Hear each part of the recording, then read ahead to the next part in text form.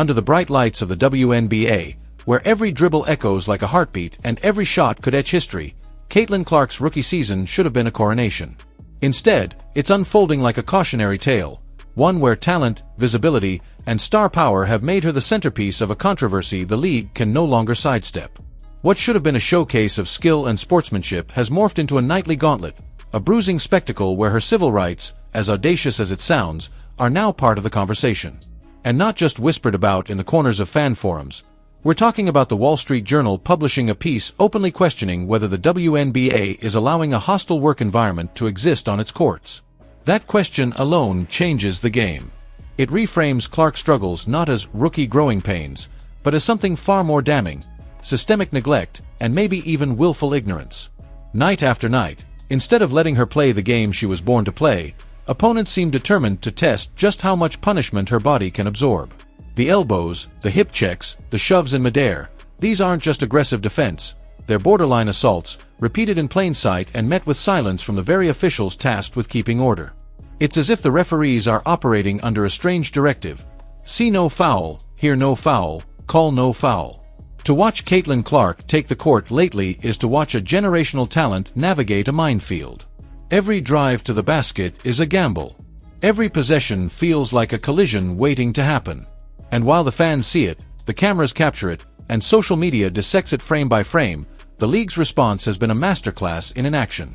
The WNBA loves to talk about growth, empowerment, and bringing the women's game into the mainstream. But what does it say when their brightest star spends more time on the floor from contact than from layups? The targeting is no longer subtle. It's obvious in the way defenders approach her, not with defensive discipline, but with calculated hostility. When a player's skill level threatens to change the hierarchy of a sport, the pushback can be fierce. And in Caitlin's case, that pushback has been literal. The bruises aren't hypothetical. The injuries, for in just over a month, are real. The toll is visible. And yet, somehow, the narrative from certain corners is still that she should toughen up, as though mental fortitude is an antidote to repeated, unchecked physical harm. The irony is thick. This is a league desperate for stars, desperate for ratings, desperate for headlines that don't end in ellipses of indifference. Caitlin Clark brought all of that in abundance: the sold-out arenas, the spikes in TV numbers, the merchandising boom. She delivered exactly what the WNBA has been chasing for years. But instead of protecting that asset, they've turned her into a crash test dummy for the league's most physical veterans, a proving ground for players who think clobbering the rookie is a shortcut to respect. And it's not just the players. The silence from leadership has been deafening. Commissioner Kathy Engelbert has yet to address the matter with the urgency it demands, as if acknowledging it would somehow make it more real. But the reality is already playing out in front of millions. Every ignored foul call, every smirk from an opponent after a hard hit, every replay clip that goes viral is a reminder that the league is losing control of the narrative. And now, with the civil rights angle entering the mainstream discourse, they're not just flirting with bad optics, they're risking legal repercussions. The comparison is unavoidable. If this were happening in the NBA, there would be suspensions, fines, and press conferences before the next tip-off. In the NFL, lawsuits would be drafted before halftime. Yet in the WNBA, it's business as usual. That business now includes a culture where violence is strategy and silence is policy. The league's leadership seems to be betting that Caitlin won't speak out, that she'll stay in her lane, take the hits, and smile for the cameras. But how long before that changes? How long before the footage becomes evidence, the commentators become witnesses, and the story shifts from sports controversy to legal case study? For all her grace and composure, Clark's patience is not infinite. At some point, the Gandhi-like restraint that fans admire could give way to a very public reckoning. And when it does, the WNBA will have no one to blame but itself.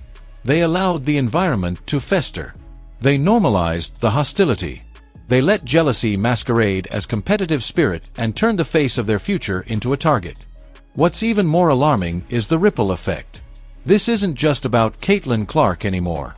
If this treatment becomes the blueprint for how the league handles, or ignores, star players, it sets a precedent that could repel the very talent they hope to attract. Sponsors won't want their names attached to a league where workplace safety is a punchline. Young athletes won't dream of making it to the WNBA if it means enduring what Clark has endured.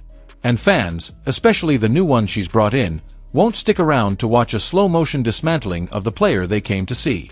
The choice for the league is painfully clear. Enforce the rules, protect your players, and show that you value skill over spectacle, or keep the status quo and watch the foundation crumble from within. The clock is ticking, the world is watching, and Caitlin Clark's bruises are telling a story the WNBA can no longer afford to ignore. The drama has already crossed over from sports to culture, from entertainment to ethics. This is no longer just about basketball. It's about the responsibility of a league to uphold the principles it claims to stand for. And if they fail to act now, the next chapter in the story might not be written in game recaps or highlight reels, but in court filings and settlement agreements. Because what's unfolding here isn't just a rough rookie season, it's a civil rights issue in high tops, and it's daring the WNBA to prove it still has the integrity to be more than just a game. If you're watching this, ask yourself, is this the league you want to see thrive? Should the WNBA protect its stars or let this chaos run its course? Drop your thoughts below, hit that like button if you believe in accountability, and subscribe for more deep dives into the stories shaking the sports world. The conversation is far from over, and neither is this fight.